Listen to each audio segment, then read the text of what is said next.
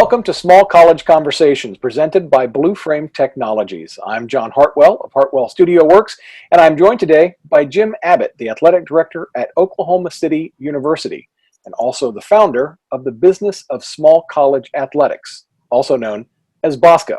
Jim, thanks so much for being here today. Thanks, John. I'm excited to be here. So, Jim, to start with, let's talk about your start in the sports industry. How did you get started in sports, and can you talk specifically about your time there at Oklahoma City? Well, it really goes back to my senior year of college as I was heading to my senior year and with no idea of what I was going to do with my life. I had a faculty member at Huntingdon College who suggested that I should consider two things. One, I should get a double major. So I should add a physical education major to my business management major. But the most important thing he suggested was that I consider graduate school. This was sort of the early days of sports administration programs. It didn't even occur to me when I was in college that you could actually make a living working in sports, outside of being a professional athlete. So he recommended that I go to grad school. He further recommended that I look for someplace bigger than Huntingdon College, maybe a more widely known name. And so it came down to Florida State University and the University of Oklahoma. So I applied to and was accepted at the University of Oklahoma, spent a year and a half there studying sports administration. The final piece of that degree was a required internship. So I applied for and got an internship with the Oklahoma City 89ers. The 89ers were the minor league baseball team here in town, the AAA team for the Texas Rangers. And I just recall vividly that first day walking into the office. It was like January 4th, freezing cold outside, and kind of excited and nervous about the start. And it really took about a day or two to realize that this has nothing to do with your love of sports. This is a business. And so from January to April, we worked at least 12 hours a day. We worked a normal 9 to 5. We worked in the evenings. We did telemarketing. And it really served to introduce me to the lifestyle of working in sports. Which I think is important because it's not for everyone. Nights and weekends and holidays and all the work that goes into it, it just isn't for everyone. But it was a great introduction, and eventually I was hired on full-time, and that meant that my salary increased from $600 a month to $1,000 a month. And I did that for 4 years. And in 1991, Oklahoma City University advertised the position for a director of athletic development. And I had 2 or 3 people say, hey, you should think about this. And so I applied and got the job. And that was my introduction to college athletics. I moved on from OCU and worked at Lamar University and had my taste of Division I. But came back in 2002 as the athletic director at OCU, and this year begins my 19th year running this athletic department. And I'll tell you, there has been a lot of growth that's gone on. When I started here, I was pretty naive. I had worked in athletics, but I had never been the final decision maker. And so I've learned an awful lot. I've been blessed. I'm with my 3rd president of the university now, and it's just been an incredible experience. So a lot of stuff that has gone into all those years in the sports business, and here we are in 2021 with even more 2020 with even more things to learn in an unprecedented time in college athletics, and really the entire world. What do you see as small college athletics' most pressing concerns at the moment? It's without question right now for all of us, it's dealing with COVID-19. I mentor a fair number of young athletic directors, and I've told every one of them, don't don't be too anxious. Don't be worried that you don't know what to do, because we don't know what to do either. Um, it doesn't matter if you're brand new or if you're a crusty veteran like me. Knowing how to deal with this is a new experience for all of us. So first and foremost, navigating the world as it stands now is challenging, and we've all sort of been putting things off and hoping. And we've done a lot of work to develop protocols and approaches to do the things that we love to do in a world that requires us to be safer and more thoughtful than we've ever been. So I think that's number one. I think the financial pressures in small college athletics are as big or bigger than they've ever been. We all read stories about large Division I institutions that think that are estimating they'll lose $90 million if they don't play football, and we're kind of blessed that we don't have to worry about that. We don't have that amount of money on the line. But the reality for many small schools is that the margin is very, very thin. State budgets have been decreased, and that trickles down to the university, and it trickles down to the athletic department.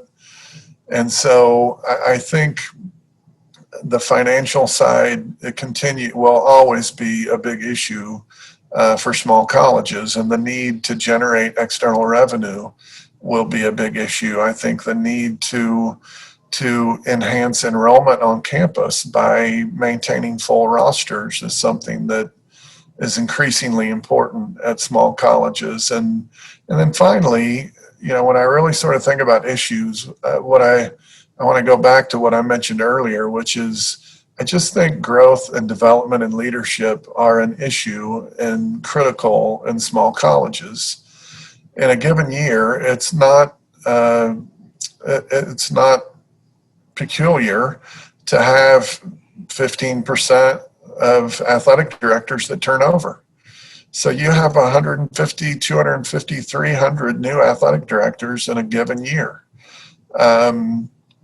And again, I go back to where I was in the early stages of my career, and how, to be honest, how little I knew. And so I just think it is absolutely critical that we have administrators that continue to grow and become leaders and give back not only to their campus, but also to whatever national association that they're affiliated with. So that is an excellent lead in to the business of small college athletics, which you are the founder of. What is the business of small college athletics, and how did that get started? The business of small college athletics is a workshop right now, and a few other things that we're going to talk about. But it's a workshop that I created specifically for D2, D3, NAI, and NJCAA administrators. I keep going back to the same thing. I guess there are two things. One, I think a key to my success has been never reaching the point where there's nothing else that I can learn. So I've always been hungry to get better. And I have been involved in lots of professional development over my career. I'm a big proponent of NACTA. I think it's terrific.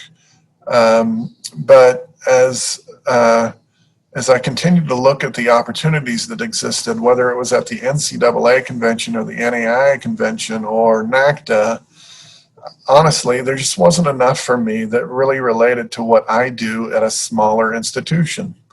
It's very difficult for me to listen to the athletic director at Duke or UCLA talk about how they fundraise or how they operate their department, because it just doesn't apply very well to what I do. So for a year or two, I kind of talked to people about the idea of trying to figure out more. And finally, I just decided, okay, I'll do it. So there's a little bit of selfishness, and the selfish piece of this is I wanted more opportunities to share ideas and learn. And since they were not organically happening, I tried to create it. This started in 2012. I literally promoted the first event for a month or two, and we had about 30 people come, and it was terrific. There was great interaction, and people literally left there with ideas that they could implement that impacted their department. So 9 years later, the event's grown every year. And I think that it has sort of justified my thoughts, which are that people really want those opportunities to interact with folks they can relate to. So that has the workshop has kind of been the evolution of what BOSCA has been, and I'm kind of excited about some of the things we're looking to do going forward. So, what would you say makes BOSCA different from other professional development programs that are available in college athletics? You talked about the NCAA, the NAIA, the NACDA conventions. There's certainly economies of scale there. And you talked a little bit about that there's ideas that you can take away. What else makes BOSCA different from a professional development standpoint? Well, I think a couple of things. First of all, if you think about the NAIA convention or NCAA, there's so much other business going on. So you might pop into a session to kind of listen and pick up an idea or two, but you're really thinking about the conference meeting that is happening right after this, or the vote that's taking place tomorrow. And it just isn't what I would call an environment where you're just focused and able to learn. The other part of it has been the intimate nature of it. I told you we started with about 30, and now we have about 100 people who tend to attend the event. And so it's just impossible not to be involved. I would tell you that there's just a chemistry that exists and a camaraderie that exists among the group that starts when we're all together and that continues once everybody trickles back to their campus. So again, I love NACDA, but NACDA's 6,000 people, and it can be very difficult to connect. And you're running from one session to the next to the next. And in our case, all of the sessions happen in one room, and it's a relatively small group, and it's just virtually impossible to not leave there without really having grown your network and establishing a relationship with somebody that hopefully would continue for years. So what are the plans then for the BOSCO workshop this fall? You know, this has been a trying year, because in the spring, for the first year ever, we were going to have 2 workshops this year. We had a spring event planned in Baltimore in April, and obviously the world sort of fell apart about a month ahead of this. The pandemic really kind of took roots, and so we canceled the spring workshop. It's just like what we're doing in our athletic departments. We thought, okay, well, we'll all be better by the fall. We'll do it in the fall. And so I can officially announce that we will not have a fall workshop. My hope is to continue that in 2021 and going forward, but that's all going to depend on you know, what happens with the pandemic. So instead, this fall, we're going to be rolling out a few other things. We're going to be creating an event called BOSCA Presents, and this is going to be a live webinar type event that we do online through Zoom. We already had an event in June. It was called Cultural Intelligence, and it was an event focused on racial inequities. And I thought it went incredibly well. It was great information.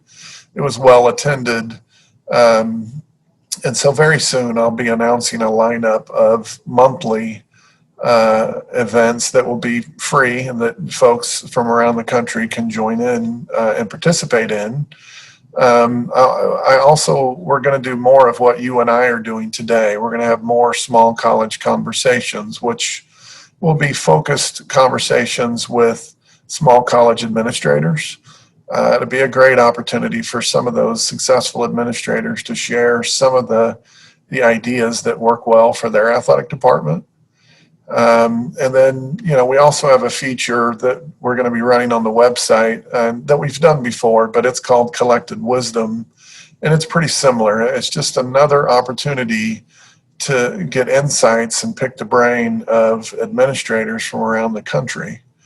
So I long for the day, and those people who have participated in the workshop will tell you that they really are eager to get back. And I long for the day that we can do that. But in the meantime, we have some plans to continue some focused professional development and networking opportunities that will benefit administrators, whether they're relatively new or have been in their position for quite a while. Very good. So final question for this small college conversation. When you look into your crystal ball, as it were, and you consider what is the future, what does the future hold for BOSCA, what do you see? What's out there? Well, that's a great question. First, I have to say that I'm surprised that 9 years later we're still doing this. I'm thrilled that it has filled the niche, not only for me but for hundreds of other people. There's no question that I'm closer to the end of my career as an athletic director than the beginning. I've been doing this for 19 years now, and what I know for me is when that time comes, that my intention is to continue doing what I'm passionate about doing, and I'm truly passionate about working with small college administrators. So I already do that now as a consultant. I'm able to do that through BOSCA. The BOSCA event has focused primarily on external relations. I really want to create another event that will be more leadership based.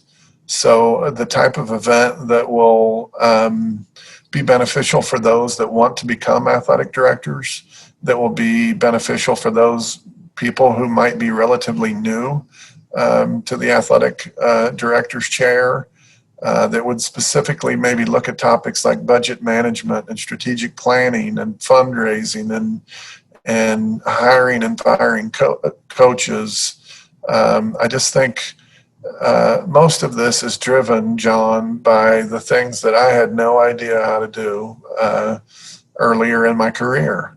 And so when I think about what the future holds, I'm pretty excited, to be honest with you. I greatly desire to create a board, a BOSCA board. And I think together with that group, there are many opportunities to expand what we're doing and to expand the way that we represent small college administrators. Very good. Well, Jim, thanks again for your time today on Small College Conversations, and thanks to Blue Frame Technology for their partnership. For more information on the business of small college athletics, visit the website at smallcollegeathletics.com. Thanks for watching, and we will look forward to seeing you on the next Small College Conversation.